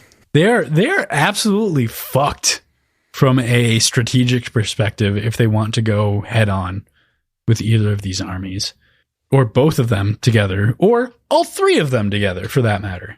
So the only option, as far as I can tell, is to take the kind of sneaky route and sow chaos between the armies and pit them against each other, or just surrender. Like, those are the two options if you don't want to just straight up fucking lose.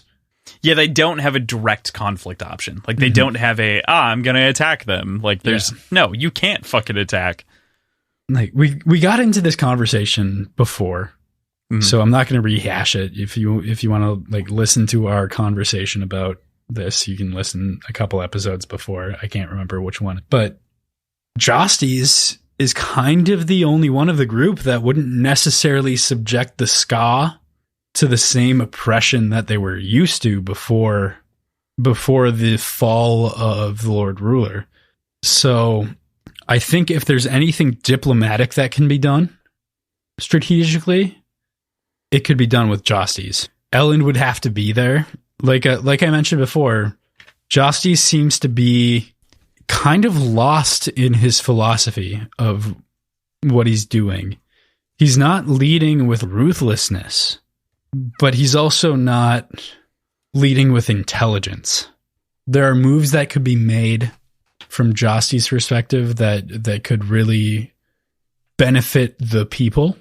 And he seems to be more focused on actually conquering, but not for the right he just seems lost in his reasoning. And I think Elend could help him if they were to actually create a meaningful alliance, as opposed to what Jostes was putting forward. Yeah, right. What he was putting forward to Sazed. And that's kind of the question. That's the sort of, it's not fully, but it is kind of an assertion of Sazed in this moment is, that guy seems like he's falsely confident in the control of these things. There's another question posed here that I just want to bring up is that, how did the Lord Ruler control the Koloss? Because it was assumed that it was just another kind of godly power that he had, but clearly it's something. Do you have any thoughts? I mean, there is clearly something, but it seems to be more about segregation than actual control. Okay. So... But clearly he was able to lead them into combat at some point. So yeah, they talk about using the Koloss to capture islands that are discovered that have that, and when the Lord Ruler dies, the Koloss go crazy, right? They freaked out. Yeah. Yeah. So there's something mist related or Allomancy related. I think mist related. Entirely, but I don't know what that is yet, and I can't. I don't have enough. I don't have anything to make any sort of educated guess on it. It's just, but it's a good question nonetheless. Yeah, it is. It'll be good to keep in my mind. Okay, all right. Sazed brings up another one of our mysteries, that of the dangerous mist being loosed upon the land by killing the Lord Ruler, and how it's coming out during the day. I like that kind of a jabbing match here starts between Ham and Breeze, as though Ham should have philosophized about the impending doom or some such. And it's just, it's interesting. Yeah. As far as the mist goes, it's scary shit. Yeah. It's terrifying. I would bet that there are going to be more people that are becoming more confident with going out into the mists as there's not a constant oppression beat down upon them from the Lord Ruler and his lackeys. So maybe there's more ska going out into the mists at night and not really paying attention to the stories that they've been told from a young age. And to see people actually get fucking not eaten, but murdered by this mist is horrifying, and just puts people back in their place for where they were, probably even more so in a more convictive way. That said, that's all I really have to say about the mist. As far as Ham goes, yeah, he really hasn't been the Velociraptor that we've come to know. I miss it. I agree with you. I think it's really interesting because, and again, I'm saying interesting and I mean it this time, God damn it. But I think that this, again, getting back to something we talked about earlier, is Ham shifting with Elend a little bit to be a little bit more of a man of action. It's a little bit more of a juxtaposition between the two because there's a severity to his position now. Before, he was a part of a thieving crew. Now he's responsible for a nation in its own right. He's the leader of the guard. And so there's a severity and a necessity of leadership from that position. And so I think he's spending a little bit less time questioning things, even though I think he still probably is on the inside. If we get his perspective, we'd for sure know. But I think that he's being that man of action because he is both a philosopher and a soldier. He is those two things, and they're directly at odds. And right now we need the soldier. We don't need someone else to add questions to the mix. Right. That's fair. That's totally fair. And especially now that we know that he's legit, so. But that doesn't necessarily explain it feels like his personal time and his time with his friends, when they're just kind of distressing, he would revert back to his old self of like exploring these philosophical questions. And that's definitely what they're expecting here. Yeah, that's definitely the expectation that Breeze even lays on Ham, is like, you're not going to bring this up. And I think that's where I lean into Ham is the man of action. He's just had this conversation about the seriousness in which his opinion and feelings impact Elend as his close friend. And so I think he's just taking it seriously, you know, just making sure that he's there for his king and his friend. Yeah. So, you know, I there's probably more there, and I think we will find out more as we go, but I just, yeah. I do miss a little bit of the philosophizing, of course, you know me, but I can also see why it's not there right now. I can see that. Yeah. There's a reveal here that's really so small that you might not catch it. Sazed pulls back and uses Bree's last name, Ladrian, of which we heard in the first book, but also attaches the term Lord to it. Lord Breeze Ladrian, a nobleman proper, as a part of this crew the whole time, hidden right underneath Kelsier's nose. I think that this is a wrinkle that is hidden, that would have hankled Kelsier a little bit more had he known about Breeze's origin in the last novel, because Kelsier is very caught up on the idea of killing all noblemen, despite having one among his ranks. Yeah, you are entirely correct. I didn't catch that at all. I try not to, like, not catch you on things, if that makes sense. Like, I try not to bring that up, but it feels like important juicing here that we have to talk about. And, like, I noticed that he used the term Lord, but I didn't read into that as like a proper term for a specific subset of people at all. I read it as Sazed addressing somebody who was acting as an advisor and leader and quote unquote nobleman of this new kingdom, rather than a holdover explicit title of the old regime. Sure. So I didn't get the nobleman implication at all, but I did notice the Lord thing. It just didn't set off any alarm bells. What do you make of the Lord implication? And like, what do you think that would have done to Kelsier? I have a feeling that Kelsier knew. Okay. Strangely, because we've talked a lot, even in this section of like this book, that Kelsier was very, very careful about choosing his team. And while for the most part, Kelsier seemed to be for the idea of killing noblemen without prejudice, I think internally was a little bit more nuanced than that. And we saw contradictions to that idea. We saw him defending the Ska that were just doing what they had to in order to survive by defending the noble keeps. Even though in the same chapter sometimes he would be like vilifying them for the same reason. I think he was a conflicted person with much less extreme and prejudiced views of the nobleman than what he outwardly showed. It sounds like, and I don't want to put words in your mouth fully, but it sounds like you're accepting him as dead. I wasn't trying to make any commentary on Kelsier's alive or dead status.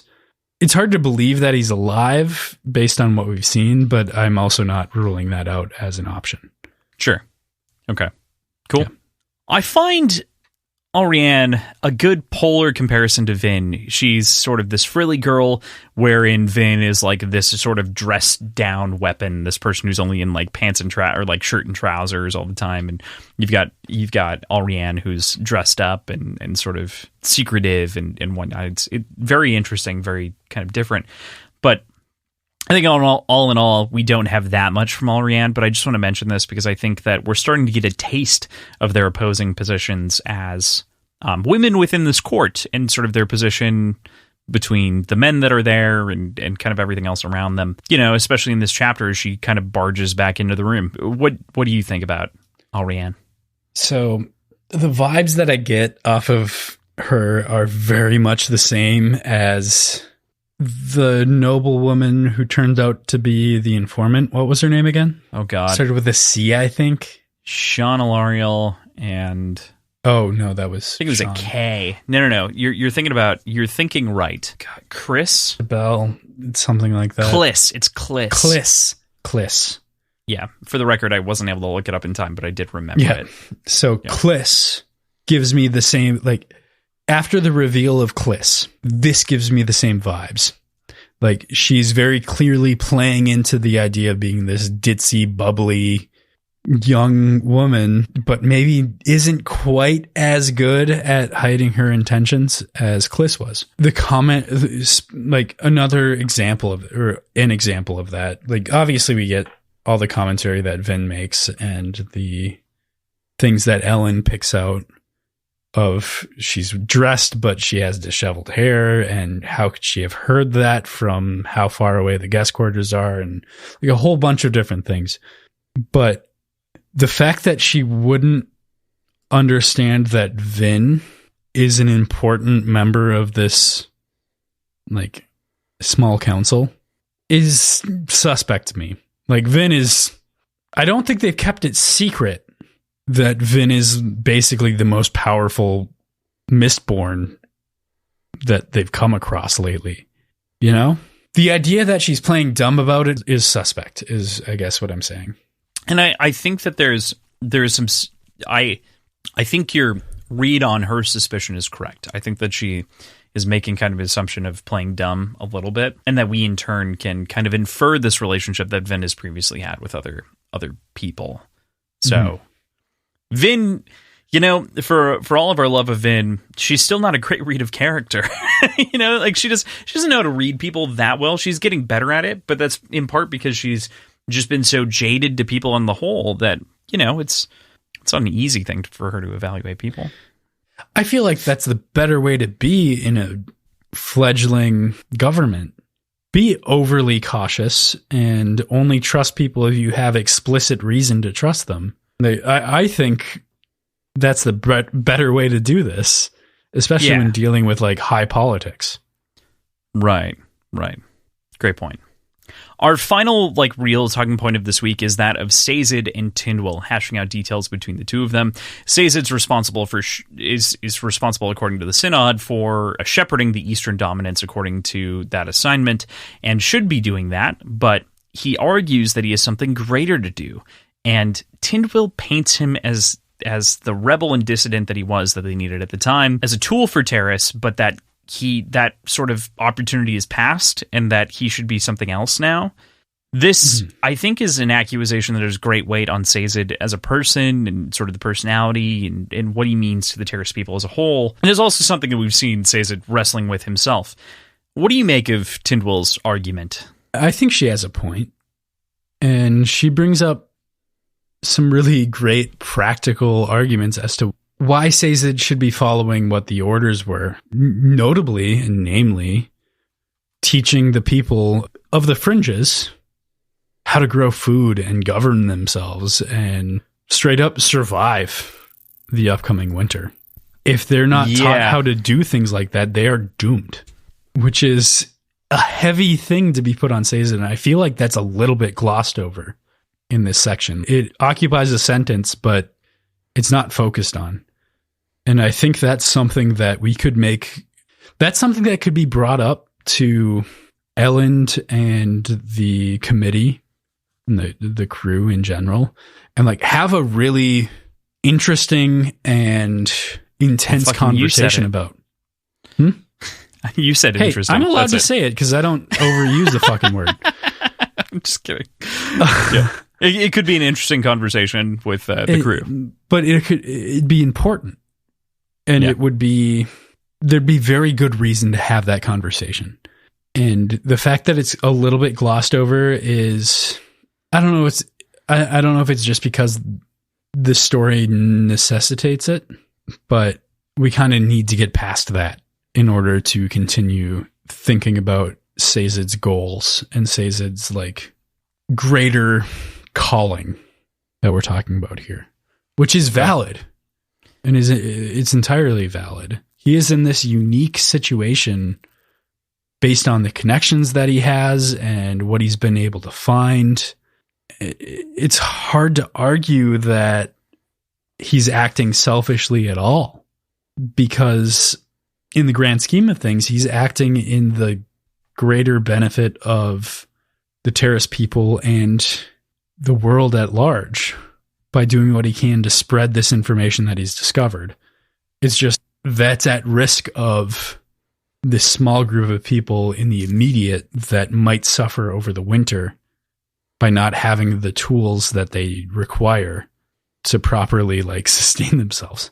Yeah, that's a shitty decision to be forced to make, because Sazed feels kind of, it feels a little meta to say this, but Sazed feels his own importance in the narrative, quote, or his weight in the world, as it were, and understands that he can have an impact. He has those connections, like you were saying, and he really has that weight on something that feels immediate as opposed to something that feels remedial, like something that is just continuing to exist to assist people in living, and which is very important because the Ska have not been trained in a number of these things, and they don't have that education. It needs to be passed on, and that's why the Synod trusts him to do that. But at the same time, no one at the Synod has the relationships or the connections or sort of the deep understanding of this, and it's such a difficult touchstone to fixate on as the argument for Sazed is you can help a lot of people this way, and you can maybe help a lot of people doing that, but you can help a lot of people immediately. And he's choosing effectively teaching the enslaved versus ensuring that they're never enslaved again. Yeah. And that's tough. Tough. I think that's his kind of counter argument to Tindwyl. Yeah. In summation, it's not, what he's saying, but I think the argument could have been pushed a little bit harder. It was, yeah. I can feel that.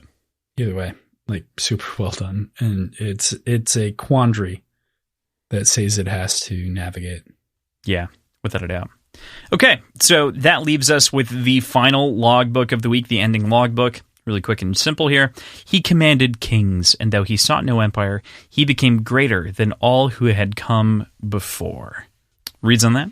I feel like the idea of not seeking an empire is what makes you a great leader. So I don't know how to parse that, but I think that's what makes a leader great, is not seeking power, but seeking genuine leadership. This is more of a commendation in a way. This is actually, I think, a thumbs up in some ways from Quan than some of the other commentary is he was a good person because he led through belief and didn't seek an empire, but gained one. And that's so interesting. Fuck. Yeah. That's so fascinating. It's not better to say fascinating. It's just different. It's a fucking synonym, folks. But it is so revealing to what Quan's reading, but I'm starting to get this. I don't know if you are, but I'm starting to get this sine wave feeling about the way that Quan reacts to Alendi. So he's up and then down, and then up and then down, and there's these sort of. I think I made the comment of waxing and waning emotions here. Any thoughts along that line of the meta narrative? I know we talked a little bit about this earlier, but this is the first one in a while that doesn't feel strictly self-focused, first of all, and negative towards Alendi. This is the only one I think of this book that I can remember that is strictly about Alendi and strictly positive. And maybe it wasn't intended to be, but to me it feels strictly positive. Okay. All right. Cool. With that, we go into PJ's previous predictions. We've got one to pay off this week. The question that was asked was, we also finally get a look behind the curtain at Vin and Ellen's blossoming relationship. They're still flirting like they were before, but there's a curious note that Ellen had proposed and that she had declined. Why do you think that she did that? Your answer? My answer to that was, I think there are a few answers to that. One is self-image and feeling unworthy. Though untrue, I think that something that Vin will struggle with. It's weird reading back what I wrote or what I said. You're using to prompt yourself, yeah. Yeah. Though untrue, I think that's something that Vin will struggle with throughout the story. Another is distraction. She's taking the role of the assassin very seriously, and adding a marriage to that might not be conducive to that. I feel like a fucking idiot reading this word for word. But effectively, this is something that's almost like we didn't quite like textually confirm, but we did talk about this almost in exact context, where this week it was like, well, she does feel the weight of being the killer only. And that, while we haven't gotten that direct implication, I decided that I'm going to take the drink for this because it feels like, while we haven't perfectly cleared it up, we clearly have the underlying feelings, and we get the notes from Tindwell and Ellen's conversation as well that seem to clear this up for us. Yep. Cheers. That's Skull, as they say. You did not have to drink for that. It was Skull. my drink. Skull. Yeah. I know, but I've got a drink here that I want to finish at some point. Fair enough. So before we go in anywhere else, we're going to go to last week's question, which was, who's the best boy dog? Who's the best boy / animal companion in all of fiction? We've got a ton of answers here to talk through because we had this running for 2 weeks. So, PJ, why don't you kick it off? So, first one is from Tim Pearson, which he gave a couple answers. One of them, I don't think counts as an animal companion because it is the protagonist of the story, but is a good answer regardless. And that is Courage from Courage the Cowardly Dog. Quote, dude is scared out of his mind constantly and fights off supernatural shit single-handedly to protect Muriel. It does make him the goodest boy. You know, like it does make, while he's not an animal companion, he's the goodest boy. So he is the good boy. Like I'll give him that. Fucking love that dog. I love Courage for sure. Mm-hmm. I always loved Courage. I loved the horror of it, and I think that's part of the reason that I like horror TV, or like horror anything. I think that it totally broke me in on the genre as a whole. That and the like Monsters show where the dude with like 2 eyes was like holding his eyes above his head in his hands. Yeah. I think that those 2 shows single-handedly made me like horror as a kid. Yeah. Anyway, the other answer was Roach from The Witcher, and specifically Roach from The Witcher 3. I don't know enough about The Witcher lore to understand the distinction. I know that Geralt names all of his horses Roach, but yeah, it's just one that sticks with him throughout that entire story versus a lot of the times he like loses a horse and then gets like a new horse. Mm-hmm. So it's one that sticks with him a lot longer than other horses. Gotcha. So that makes sense to me. Cool. From Boots in Space, Jake from Adventure Time or Twig from Hilda. I love Jake. Jake is such a good answer to this question. You know, it's heartwarming, those moments in which he comes out. So I love Jake. Good call. Yep. From Sharkbait, Artax from The Neverending Story. And by her own admission, she committed emotional terrorism by posting a picture early in the morning for everybody to see of the screenshot of the horse in the swamp, of the death scene of Artax. So it is emotional terrorism. How dare you? How dare you, Sharkbait? With that, we go on to Summit. Falcor from The Neverending Story. And in general, like this is just a great answer. There are a couple of others here though too.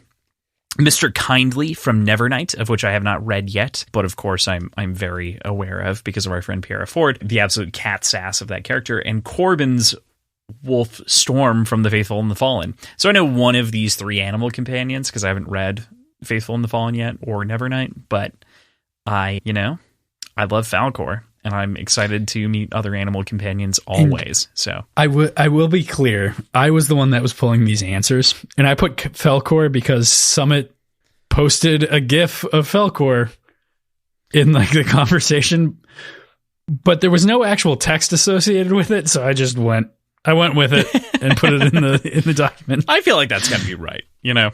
Yeah. I love those. All 3 of those are good answers. From Marcus. Yeah. We've got Wishbone. I am not explicitly familiar with Wishbone off the top of my head. You mentioned earlier when we were talking about this that I might recognize it based on the intro Music?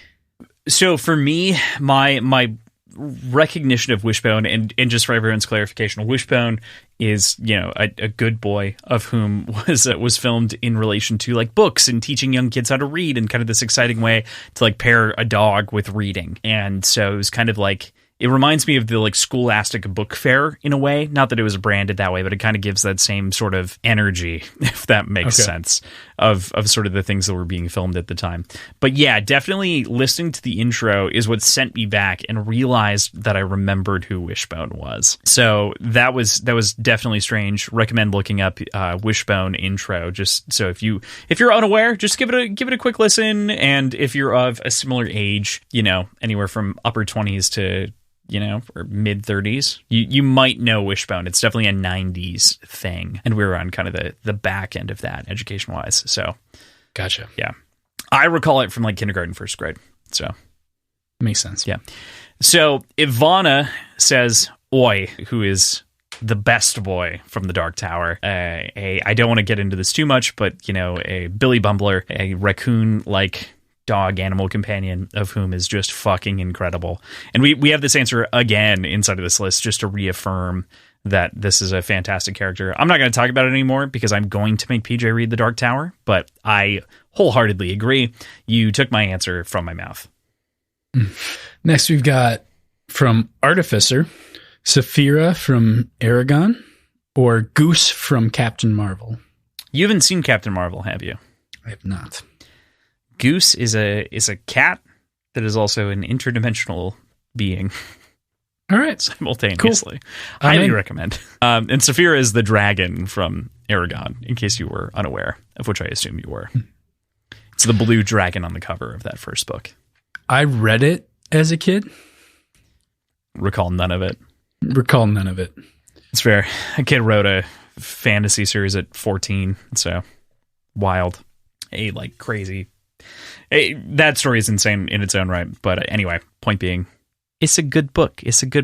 All right. Cool. So to our Discord, I made mention that I got a couple of unhinged answers, and I'm going to just like pair them up, so to speak, just to speak to them one at a time.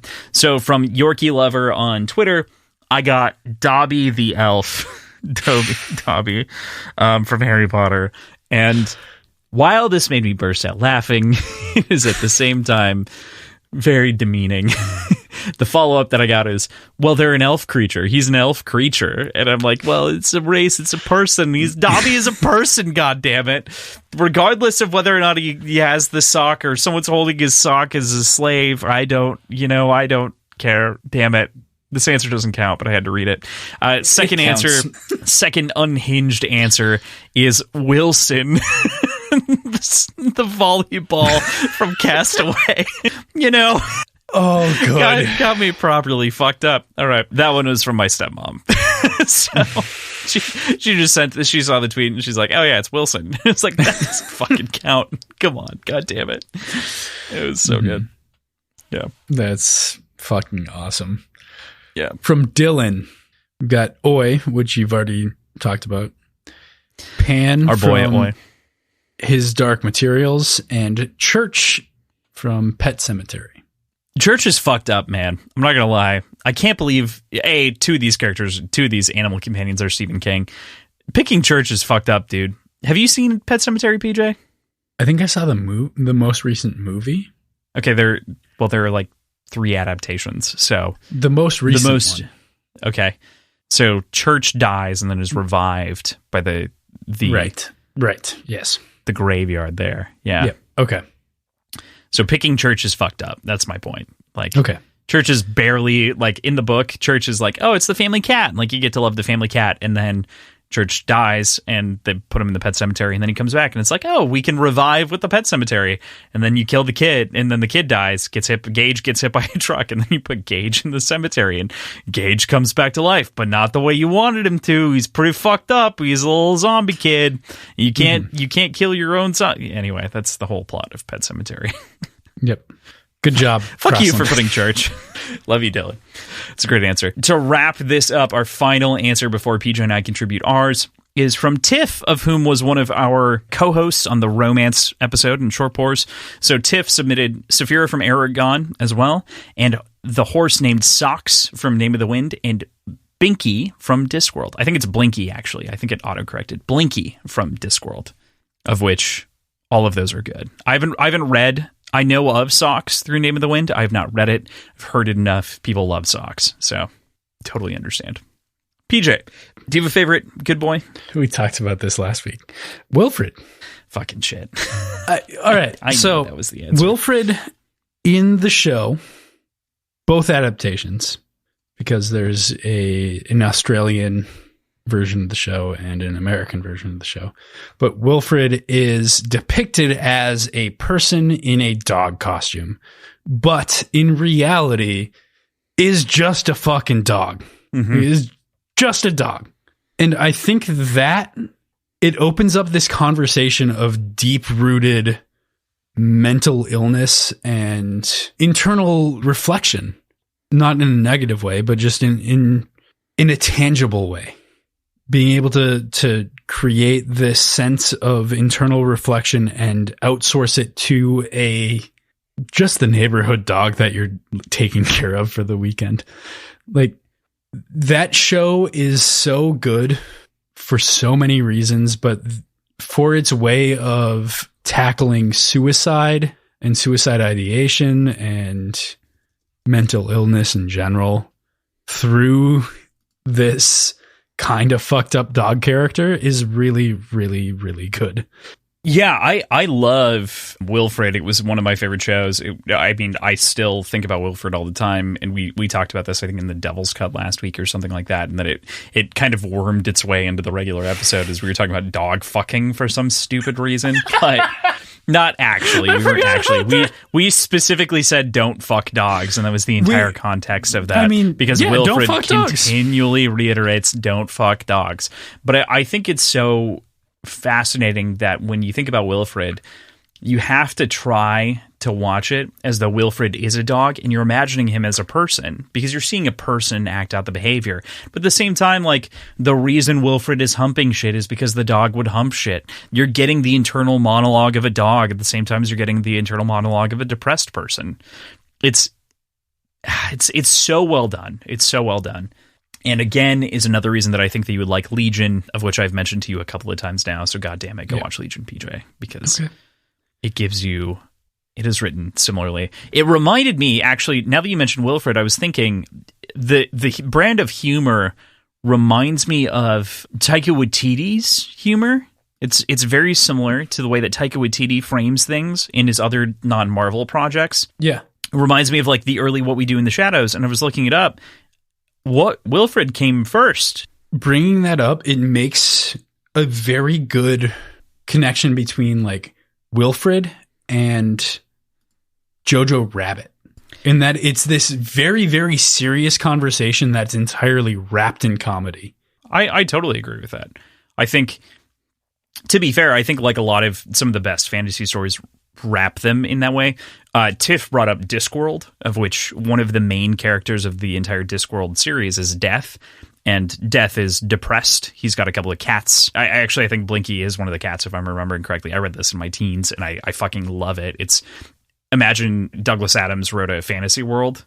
So cool, so clever, so funny. It's very similar kind of humor. Anyway, point being, like, Death is depressed because he has to kill people, and he like doesn't like that gig. He didn't sign up for this shit, and it's got that sort of meta commentary aspect that like Jojo Rabbit also has on sort of illnesses like depression and like so adjacent things in commentary. Mine, I think we made mention of a couple of times. Oi is the goodest boy. I don't care. Oi, I have so many thoughts about Oi, and I don't want to spoil anything for you, PJ, but I think that Oi embodies for everyone who knows exactly what I'm talking about, embodies the quartet in the best way possible. Like, it just is sort of the spirit and soul of that. So all that was gobbledygook to PJ. So that's all that matters. Yep. Excellent. So with that, we move into next week's question of the week. We are looking for your favorite fantasy race/species. Here's the thing, folks. This is a very easy thing to give me like a one one-word answer on, and I will not be accepting one-word answers. I want why. I want original creative ones. I want like, oh, I love the Koloss because they've got this interesting description of like blue skin stretched, and they've got this sort of creative bend on the world, not just a generic I love orcs from Lord of the Rings. Give me the why. Give me that. Get specific. Yeah. And that's not to say that you can't say orcs from Lord of the Rings, but give reasoning. Yeah. Again, not trying to eliminate it, just saying orcs are my favorite doesn't give me anything to go off of, because orcs, there are all kinds of flavors of orcs. Orcs in Lord of the Rings are completely different than orcs in Warcraft. So, right. Next week, we are going to be reading chapter 24 through 27. That is going to put us at the beginning of part 3. So read up until part 3, King. Cool. So with that, that's where we'll leave you for this week. Thank you, of course, to our producers, Tim and Andrew, for helping us keep our show's lights on. You can check out all the links in our show notes. You can find our schedule, our Patreon, our previous episodes, our websites, our social media accounts, all in one very convenient location. Check out our short pour next week that's going to be coming out with Pura Ford in the new short pour channel. You can check out that link in our description on our show notes and on our website as well, covering Gideon the Ninth. So look out for that coming on the 20... God, when did I agree to put this out? The 29th. Cool. Sound like a race car there. 2029. If you can't be bothered to look into the show notes, you can for some reason. Our Twitter, Instagram, and Reddit are at wordswhiskeypod. Our email address is wordsandwhiskeyshow@gmail.com. And if you'd like to get in on the Devil's Cut and get in on all this fun behind-the-scenes conversation that we have, you can join our Patreon at patreon.com/wordsandwhiskey.